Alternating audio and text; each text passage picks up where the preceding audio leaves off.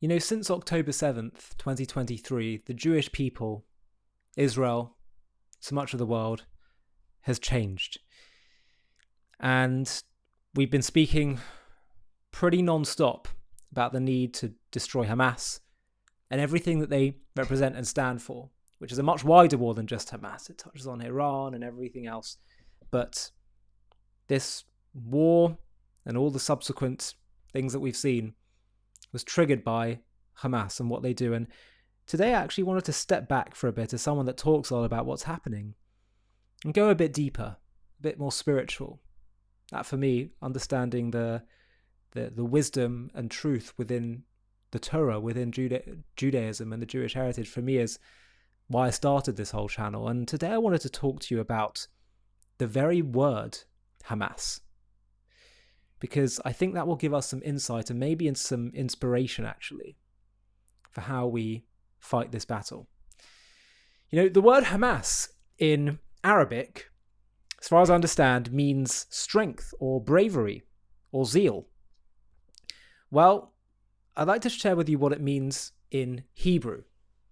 And for believing Jews, we believe that Hebrew represents the divine language, the language with which this world was created.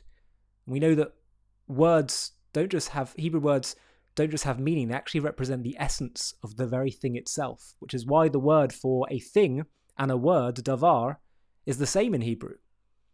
Because the word produces the thing. God created the world with words. He says, God said, let there be light, and there was light. So words have meaning. In fact, names themselves, we're taught, the Jewish tradition teaches us that your name, and certainly for Jews their Hebrew name, represents your essence.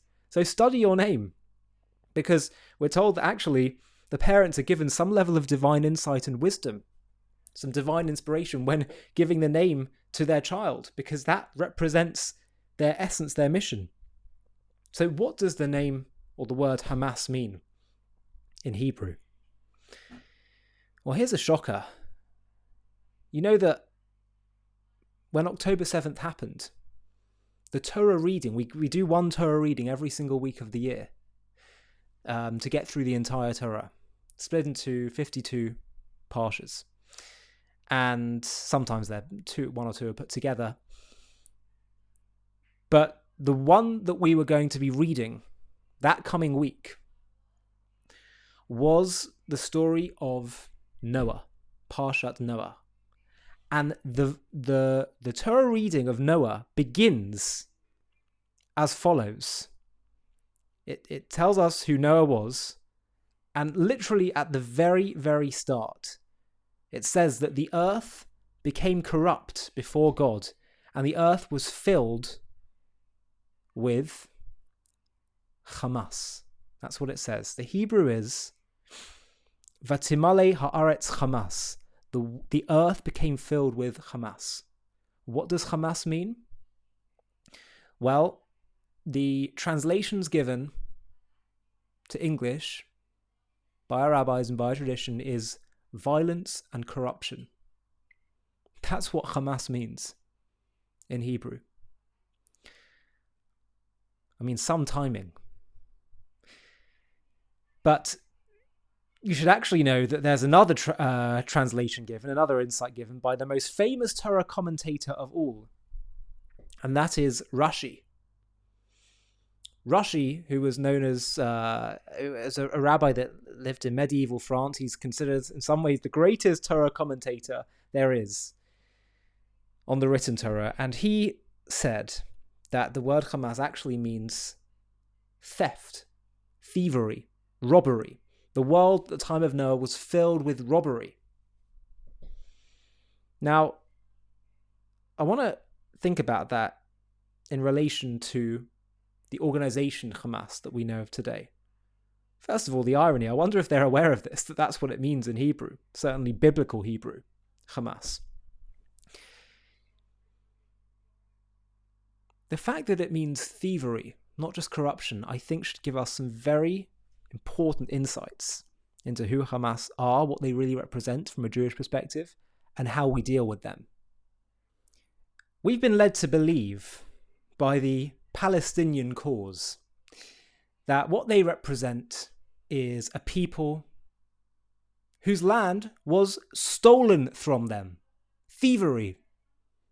That they are the ones who rightly inherit the land. It is their land. And the Jewish people are the thieves. And this is what Hamas say, and it's what they tell the world. We are resisting the colonizers, the thieves, the foreign colonialists who do not belong here and certainly don't have the right to govern this land. So think about this, the irony that what we're really being told here is that it is very much the other way around, and they have created a cynical campaign that has inverted the truth. No, they represent the thieves. They represent the colonialists. They are the ones who state that a land that is not theirs is theirs. They have created this false, corrupt campaign based on lies, corruption, violence, and thievery. That is the key word that the Torah seems to be subtly indicating to us is the way to best understand this movement and how we have to address it.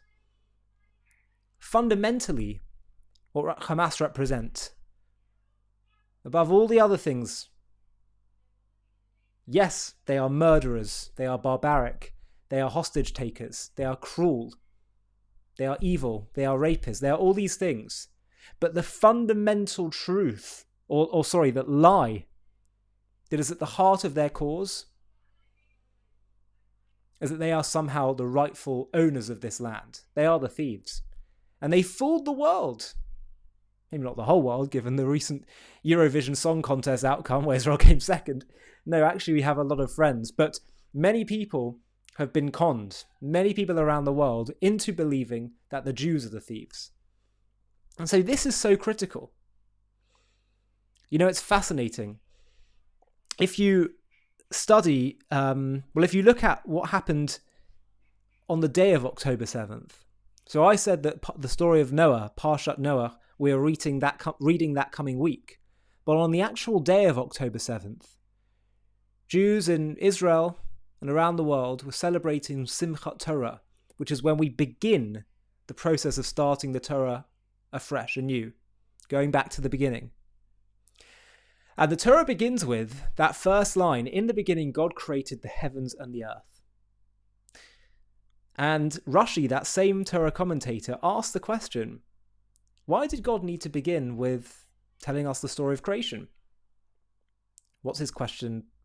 What's, the premise of his question? He's saying, look, the Torah is ultimately a book of what God needs of us, what the purpose is of this world, what our job is here. He doesn't need to tell us about, how this earth came to be. He just needs to tell us what we need to do, what our purpose is, what our job is, what the commandments are. So he said, why doesn't it start with the first commandment?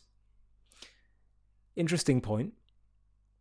Now, I'm sure there's infinite answers to this question, but the answer that he gives, that we read, if anyone was looking at his commentary, on October 7th, on that day was, he said, because the nations of the world will claim the Jews stole the land of Israel, that it's not rightfully theirs, that they are foreign colonialists, thieves, that don't have the right to this land.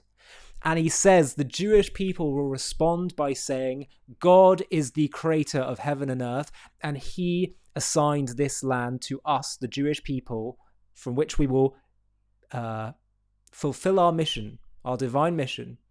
And he assigned it to us as an eternal inheritance for the children of Abraham, Isaac, and Jacob. That is remarkable, to think that that's what we're reading as well on that very day. And it's saying, Rashi seems to be acknowledging that central to the world's very destiny, which we're seeing play out right now, is this question of who really has the right to the land of Israel. It's fascinating. That's so central, and that is his answer. It's prophetic, because that is what the world is so preoccupied with. Why? Why is it so preoccupied with that? The truth is, as the Lubavitcher Rebbe pointed out, he said that really what Rashi is saying at a deeper level is not just that the nations of the world say to the Jews, you have no right to the land. It's not just the land of Israel. They really mean the land in terms of the world. You have no right to be here. Hasn't that been the story of Jewish history? Of the nation saying, you have no right to be here. Israel or anywhere else. Why are they saying that? You want to go deeper? The philosophical reasons for it, from a Jewish standpoint, is that in some ways, what the Jewish people's mission is, this divine mission to bring the voice of God and the vision that God has for this world into this world, anti-Semitism is a resistance to that. The nations say, we're the nations of the earth. If you're the nation of God, well, go back to heaven. Go back to where you came from. You don't belong here on earth. It's a resistance to God's very mission. That's what the rabbis tell us. They say that Sinah, which means hatred in Hebrew, started at Sinai. They're doing a play on words. Mount Sinai. That's when the Jewish people's divine mission came into the world. That's when hatred began. Anti-Semitism began. Because it's a resistance to bringing God into this world, which in some ways would seem unnatural. Let God be in heaven, let man be on earth. But no, that's the very purpose of this world, that God wished to dwell among his creations.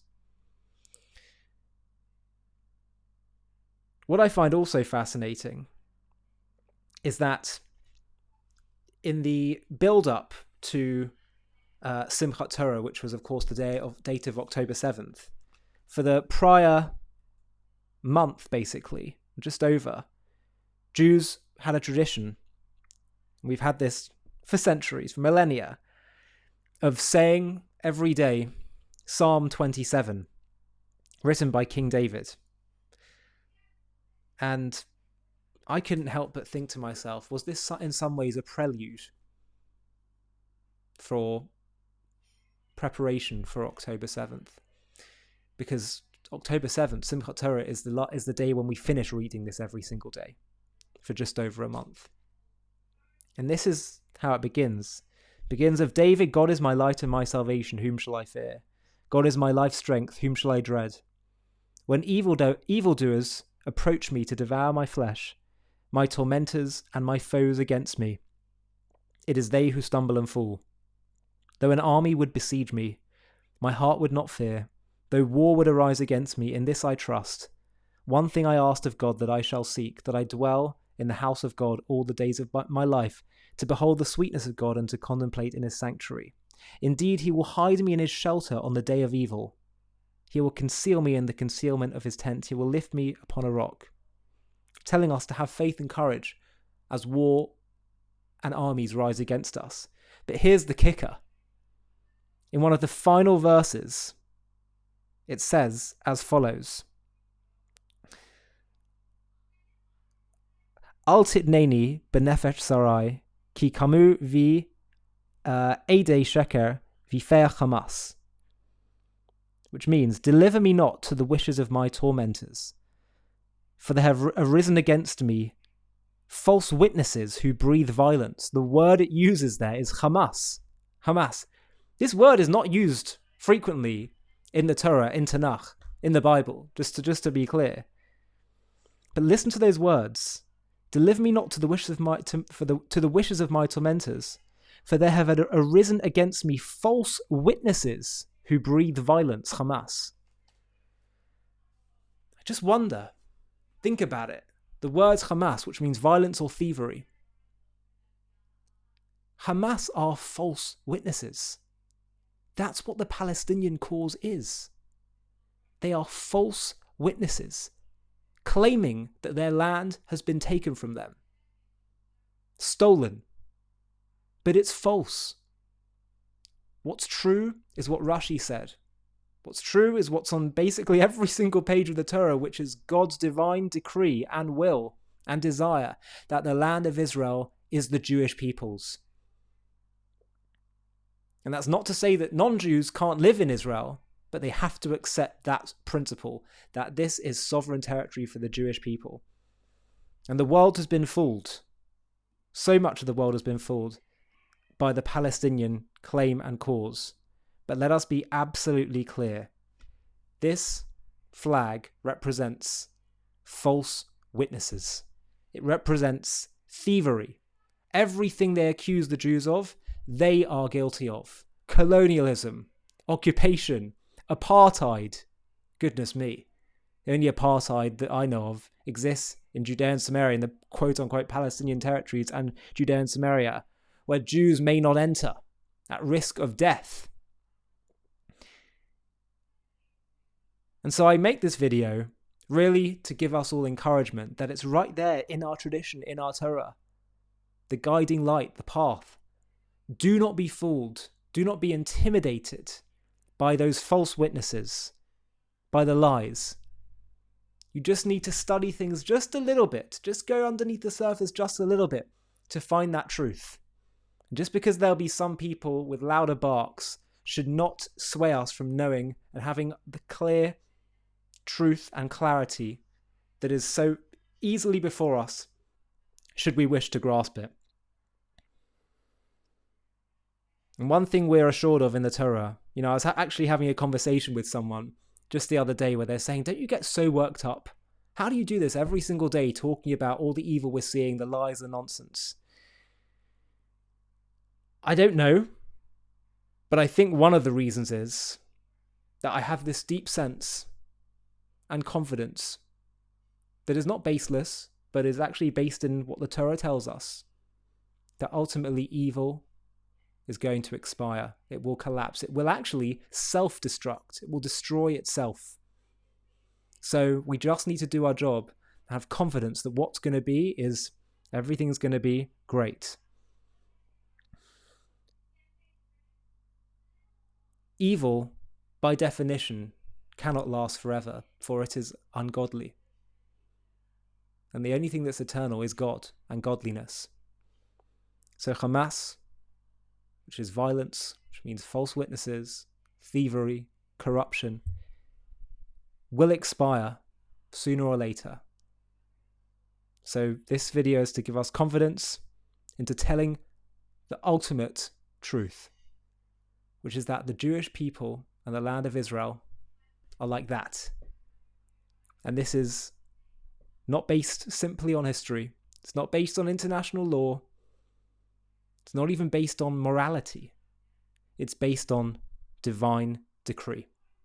And that is unarguable. Hi, thank you so much for watching. To watch another one, click here. To stay up to date with all our content, click here to subscribe. And if you're able to, you can help support JTV to grow and grow by clicking join below this video, where you can become a member and get perks including early access to videos and private live discussions with me. But most of all, you'll be partnering with us on our mission to change the world.